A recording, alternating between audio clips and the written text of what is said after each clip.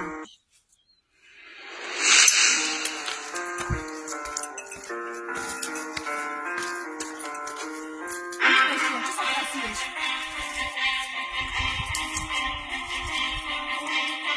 sa teraz ješ?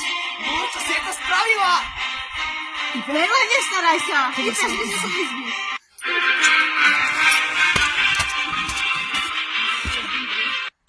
Tebe nestačilo, no? Tebe naozaj nestačilo?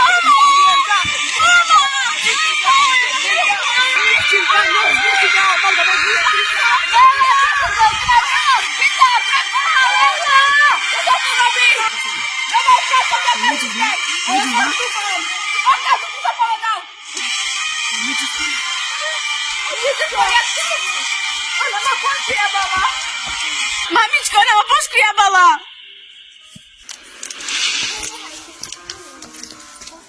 To malo znamenať! Pán to ma vlastno zaslúžila. Viem, že si to zaslúžila, nemáš na rukách kypek! Veď práve... Čajte sa to bolo z ruky a... Chváca ruka, pán Dubal. Čo si to doma?